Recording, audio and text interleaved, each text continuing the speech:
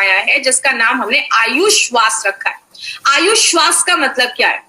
आयु आपकी तभी अच्छी होगी जब आपका श्वास अच्छा होगा। जैसे मैंने आपको पहले बताया, खाने के बिना, पानी के बिना रह सकते हैं, बट सांस लिए बिना हम नहीं रह सकते। तो आपके सांस को अच्छा रहना बहुत ज्यादा जरूरी है। तो आपकी आयु अच्छी होगी अगर आपका सांस लेने का जो सिस्टम है, रेस्पिरेटरी जो फंक्शन है, सांस लेने की जो प्रक्रिया है, वो अगर अच्छी काम करेगी। तो उसके ऊपर हमारी कंपनी एक एक्सीलेंट प्रोडक्ट लेकर आई है जिसका नाम आयुष श्वास रखा गया है।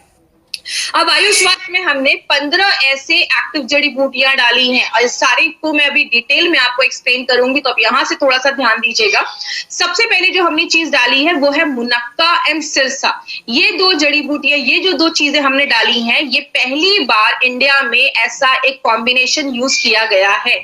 और आपको बता दूं, मुनक्का हम सबको पता है, जो ग्रेप्स होते हैं, अंगूर होते हैं, वो बेस्ट क्वालिटी के जो अंगूर होते हैं उसको सुखा के मुनक्का बनाया जाता है। अब मुनक्का के आगे एक लाइन देख के आप देख रहे होंगे DRFR लिखा हुआ है। इसका मतलब क्या है? ड्राइड फ्रूट्स, मतलब सूखा हुआ फ्रूट है। आप एक चीज अगर नोटिस करते होंगे, हमारे हर एक प्रोडक्ट के ऊपर जो जड़ी बूटियां डाली गई हैं उसके आगे हम उसमें कौन सा पार्ट यूज करते हैं वो भी हमने लिखा हुआ है। आपको पता है जब हमने ये लिखना स्टार्ट किया था, at that time it was not legally required, government of India का ये कानून नहीं था, बट अब ये बन चुका है।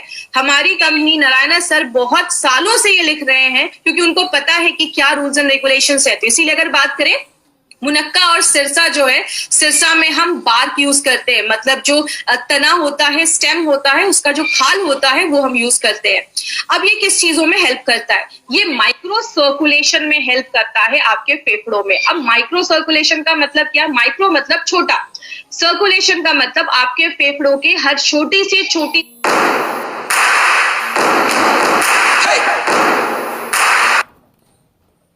बचाने का अच्छे से काम करता है। रैपिड एनहांसमेंट ऑफ इम्यूनिटी का मतलब होता है आपकी प्रतिकार शक्ति, बीमारियों से बढ़ने की ताकत को बहुत ही तेजी से बढ़ाने में मदद करता है।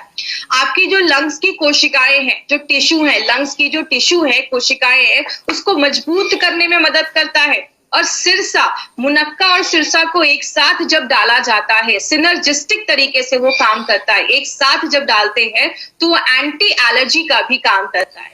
और इसमें आपको मेन पॉइंट यही याद रखना है कि पहली बार ऐसा कोई कॉम्बिनेशन इंडिया के किसी भी प्रोडक्ट में यूज किया गया। अब हम बात करते हैं कंटकारी और वसा के बारे में। कंटकारी और वसा क्या करता है?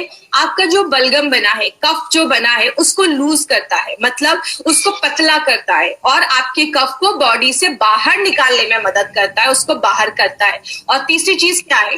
जब आप सांस लेते हैं, एक पाइप के द्वारा जो हवा है वो हमारी बॉडी के अंदर जाती है। उस पाइप, जब वो पाइप थोड़ी सी कम हो जाती है, उसका जो डायामीटर है, मतलब उसकी जो चौड़ाई, वो थोड़ी सी कम हो जाती है, तो हमें सांस लेने में तकलीफ होती है। तो उसके पाइप को डायलेट कर देता है, उसको थोड़ा चौड़ा कर देता है। मुलेठी और जो दारू हरिद्रा है, मुलेठी के आगे आप फिर देख रहे होंगे RT लिखा है, मतलब उसका जड़, रूट यूज किया गया है। और दारू हरिद्रा का हमने स्टेम यूज किया है। तो जो दारू हरिद्रा और मुलेठी है वो भी आपकी इम्यूनिटी को बढ़ाने में मदद करता है। और अगर कोई इन्फेक्शन है, कोई इन्फेक्शन हुआ है, उससे बचाने में मदद करता है। और जो भी आपको पता है, हमारे मुंह में सलाइवा होता है और बॉडी म्यूकस बनाता है, इन दोनों को बना के जो कफ होता है, आपने देखा होगा कभी कभी हमें बहुत ज्यादा कफ होने लगता है। क्यों? बॉडी में जो भी बैक्टीरिया या वायरस गया है, उसको कफ वो क्या करता है, उसके अंदर उसको पकड़ लेता है और आपके कफ के द्वारा उसको बाहर निकालने में मदद करता है। जटामांसी क्या करता है? RZ का मतलब राइजोम होता है। ये भी एक पार्ट होता है एक पौधे का। जैसा आपको पता है, every herb has got 41 parts. हर एक जड़ी बूटी के 41 पार्ट्स होते हैं। इसीलिए अगर आप कोई और पार्ट जटामांसी का डालेंगे तो शायद वैसा रिजल्ट ना हो। इसीलिए हमारे हर एक प्रोडक्ट पे कौन सी जड़ी बूटी का कौन सा भाग डाला गया है, वो हर एक चीज उस पर लिखी जाती है। अब ये जटामांसी क्या करता है? आपने एक चीज महसूस की होगी, जब आपको बहुत ज्यादा खांसी हो रही है, आपके नाक बंद है, आपको सांस लेने में तकलीफ हो रही है, तो दिमाग शांत नहीं रहता है। तो जटामांसी क्या करता है? उस टाइम पे आपके दिमाग को शांत करता है, कफ को कम करता है। इला और जसात पाउडर क्या करता है? अगर कोई बैक्टीरिया का इन्फेक्शन हुआ है, क्योंकि आपको पता है हर सेकंड बहुत सारे बैक्टीरिया हमारे शरीर के अंदर जाते हैं, तो बैक्टीरिया के भी इन्फेक्शन को खत्म करता है। मधु के बारे में बात करें तो मधु आपके गले को सूद करता है। और जो भी हम जड़ी बूटियां अपने प्रोडक्ट में डाल रहे हैं, उसकी जो खासियत है, जो गुडनेस है जड़ी बूटियों की, वो आपके फेफड़ों तक ले जाने में मदद करता है। और लास्ट में एक बहुत ही अच्छी चीज इसमें हमने डाली है जिसको हम त्रिकटु कहते हैं। त्रिकटु नाम ही बताता है आपको। त्रिकटु एक ऐसी चीज, ये त्रिकटु क्या है इसको हम थोड़ा सा डिटेल में समझेंगे। त्रिकटु एक ऐसा हर्बल फॉर्मूला है जो बहुत सालों से यूज किया जा रहा है और बोला जाता है कि त्रिकटु जब मेडिसिन में या किसी चीज में डाला जाता है तो और भी जड़ी बूटियां उसके साथ हैं, उसकी बायो एवेबिलिटी को, मतलब उसके एब्जॉर्प्शन की क्षमता को, यूज करने की जो क्षमता है उसको बढ़ा देता है। त्रिकटु में बेसिकली 3 ऐसी चीजें डाली जाती हैं। एक होता है हमारा सुंठी, जिसको हम सौंठ भी कहते हैं, या अगर बात करें ड्राइड जिंजर, जो अदरक होता है उसको सुखा के जो बनाया जाता है, सौंठ भी कहते हैं, सुंठी भी कहते हैं, ड्राइड जिंजर होता है। दूसरी चीज होती है मरीचा, जिसको हम काली मिर्च भी कहते हैं। मरीचा जो होता है ये भी एक तरीके का एक त्रिकटु में एक दूसरा इंग्रेडिएंट माना जाता है। और तीसरी जो होता है वो होता है पीपली भी एक त्रिकटु का एक तीसरा इंग्रेडिएंट माना जाता है।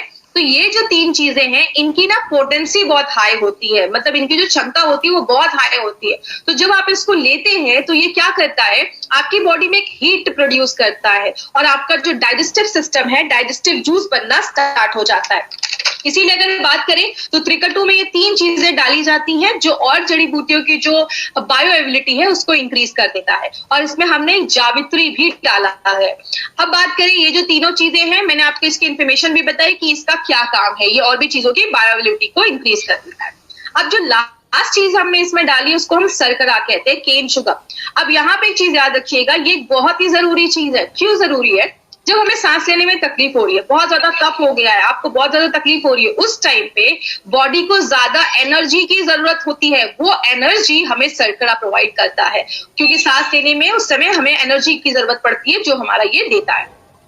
अब इसमें आपको क्या क्या याद रखना है? सबसे पहले नोवेल्टी क्या है आयुश्वास की? मुनक्का एंड सिरसा, जो मैंने आपको बताया आपके सांस लेने की जो तकलीफ है उसको अच्छा करता है। आपके जो फेफड़े हैं उसकी जो कार्य करने की जो क्षमता है उसको बढ़ाता है। और पहली बार ऐसा कॉम्बिनेशन हमारी कंपनी लेकर आई है। बहुत अलग तरीके से काम करता है। एलर्जी से लड़ने में मदद करता है, जो कफ वगैरह है उसको बाहर करता है, आपके दिमाग को शांत करता है, आपकी जो विंड पाइप है जिससे हवा हमारे शरीर के अंदर जा रही है उस पाइप को थोड़ा सा लूज करता है, तो आपको सांस लेने में उतनी तकलीफ नहीं होती है। और आपको इम्यूनिटी प्रोवाइड करता है, आपको बीमारियों से लड़ने की ताकत को भी अच्छा करता है और आपके गले को आराम देता है, सूदिंग एक्टिविटी का भी काम करता है। और एक इंपॉर्टेंट चीज याद रखिएगा, इसमें कोई भी स्टेरॉइड्स नहीं डाला गया है, तो आपको कभी भी ऐसा कोई हैबिट फॉर्मिंग या ऐसी कोई आदत आपको नहीं लगेगी। अब इसको लेना कैसे, इसके ऊपर कुछ खास ध्यान दीजिएगा। डायरी पेन प्लीज निकाल कर रखिएगा, क्योंकि अब इंपॉर्टेंट चीजों के ऊपर हम बहुत ज्यादा बात करने वाले हैं। इसको आप कभी भी ले सकते हैं, गरम पानी या गरम दूध। अब गरम को थोड़ा सा मैं आपको डिटेल में बात करूंगी। गरम मतलब ये नहीं कि बॉइलिंग वाटर एकदम आप यूज कर रहे हैं या बॉइलिंग मिल्क यूज कर रहे हैं, और ना ही आपको ल्यूक यूज करना है, ल्यूक वार्म जिसको हम कहते हैं। हल्का भी गरम नहीं होना चाहिए और आपका खौलता भी नहीं होना चाहिए। जैसे हम चाय पीते हैं जितना गरम होता है, जिसको आप सिप सिप करके पी सकते हैं, तो आपको क्या करना है, 1 से 2 टेबल स्पून मतलब 10 से 20 ग्राम, आपको ये च्यवनप्राश जैसा ही एक है, सेमी लिक्विड में आता है, उसको आपको लेना है। और सुबह शाम, सुबह उठते हैं 10 से 20 ग्राम, 1 कप में दूध लिया, 1 कप अच्छे से दूध या गरम पानी लिया, 10 से 20 ग्राम उसमें अपना आयुश्वास डाला, उसको अच्छे से मिक्स किया, और सुबह शाम आपको बिफोर फूड आप लेंगे तो आपको ज्यादा अच्छे रिजल्ट्स मिलेंगे। 10 साल से कोई छोटा बच्चा है तो प्लीज उनको हमें ये नहीं देना है। तो ये क्या करेगा, अगर गले में कुछ आपको इरिटेशन हो रही है, बहुत ज्यादा खिचखिच जिसको हम कहते हैं, खिचखिच हो रही है गले में, आपने बहुत सारे ऐड देखे होंगे, और आपकी जो रेस्पिरेटरी सिस्टम है उसको अच्छा रखने में मदद करेगा। बात करें इसमें क्या चीजों पे आपको ध्यान देना है। सबसे पहले आप ये क्वेश्चन मुझे बार बार फिर नहीं आज पूछिएगा, प्रेग्नेंट लेडी, लैक्टेटिंग मदर के लिए ये प्रोडक्ट बिल्कुल भी नहीं है। तो ये प्रेग्नेंट लेडी और लैक्टेटिंग मदर को नहीं देना है। अगर कभी किसी को ब्रीदिंग प्रॉब्लम ज्यादा है तो आपको मैक्सिमम 3 महीने, मिनिमम 3 महीने तो आपको लगेंगे, और मिनिमम 3 महीने तक आपको ये प्रोडक्ट लगातार आप ले सकते हैं। तो प्लीज ये चीज याद रखिएगा। दूसरी चीज, अगर कभी किसी को ऐसा हो कि अभी अचानक से कुछ दिन पहले से बहुत ज्यादा सर्दी खांसी ऐसी हो रही है, बहुत ज्यादा कफ हो रहा है, सांस लेने में तकलीफ हो रही है, तो आप इमीडिएट इस प्रोडक्ट को स्टार्ट कर सकते हैं और 2 हफ्ते तक लगातार आप इस प्रोडक्ट को लीजिए। अगर लगता है कि कुछ रिजल्ट आई है तो एक बार डॉक्टर से कंसल्ट कर लीजिए, क्योंकि 2 हफ्ते में आपको अच्छा खासा रिजल्ट मिलना स्टार्ट हो जाएगा। अगर कभी किसी को अस्थमा की कंडीशन है तो आप लगातार 4 हफ्ते तक इसको कंटिन्यूअस ट्राई करिए, और साथ में अगर आपकी अस्थमा की कोई मेडिसिन चल रही है, कोई ट्रीटमेंट चल रहा है, आपको कभी किसी की कोई भी मेडिसिन को बंद नहीं करवाना है। जो भी मेडिसिन वो ले रहे हैं उसके साथ ही अपना प्रोडक्ट ले सकते हैं, बट थोड़ा सा 1 घंटे का गैप आपको मेंटेन रखना है। अगर किसी को बहुत ज्यादा निमोनिया की प्रॉब्लम है, निमोनिया के पेशेंट के लिए प्रोडक्ट नहीं बनाया गया है, और बहुत ज्यादा अगर अस्थमा की प्रॉब्लम है तो ये बोलकर नहीं देना है कि आपके अस्थमा को ये ठीक कर देगा। और लास्ट में, अगर कोई डायबिटिक का पेशेंट है तो उसके लिए प्रोडक्ट नहीं बनाया गया, इसका शुगर बेस है, तो डायबिटिक के कोई पेशेंट है उनको हमें ये प्रोडक्ट रिकमेंड नहीं करना है, तो ये चीज ध्यान दीजिएगा। अब एक इंपॉर्टेंट सी चीज है जो मैं हमेशा कहती हूँ कि हम सारी चीजें तो कर रहे हैं, लेकिन हम उसको और कैसे अच्छा कर सकते हैं। तो आप अपनी इम्यूनिटी जो है, आपकी रेस्पिरेटरी जो हेल्थ है, जो उसकी फंक्शन है, उसको हम अच्छे से इंक्रीज कर सकते हैं। आप आयुष्वास तो ले रहे, उसके साथ अगर आप अपनी डे टू डे लाइफ में कुछ योगा की एक्सरसाइज भी आप डाल सकते हैं, कुछ ब्रीदिंग एक्सरसाइज, जो सांस लेने की जो प्रक्रिया होती है। और मैं एक चीज यहाँ पे मेंशन करना चाहूंगी, आपको खुद से स्टार्ट नहीं करना है, आप किसी अच्छे योगा इंस्ट्रक्टर से मिलिए, आप उनको अपनी प्रॉब्लम बताइए, और जब आप योगा एक्सरसाइज करते हैं तो वो आपको अच्छे योगा एक्सरसाइजेस आपको बता देंगे।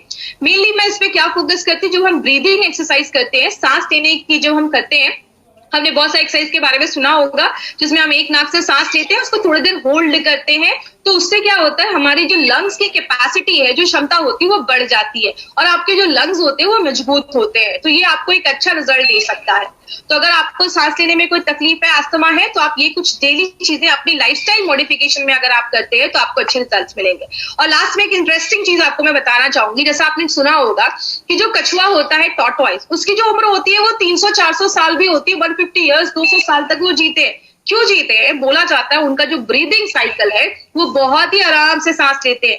1 मिनट में वो 3 से 4 बार ही सांस लेते हैं, लेकिन हम 1 मिनट में 20 बार 25 बार सांस लेते हैं। तो जब अगर आप सांस को थोड़ा लेते हैं, होल्ड करते हैं, योगा एक्सरसाइज आपके जो है, आपकी इम्यूनिटी जो है उसको भी अच्छा करता है, और प्लस आपकी जो सांस लेने का आपके जो लंग्स है उसको मजबूत भी करने में हेल्प करता है। और ये हमारा जो प्रोडक्ट था, ये हमारा आयुष्वास जो एक एक्सीलेंट प्रोडक्ट है, जो हमारी रेस्पिरेटरी ब्रीदिंग प्रॉब्लम्स है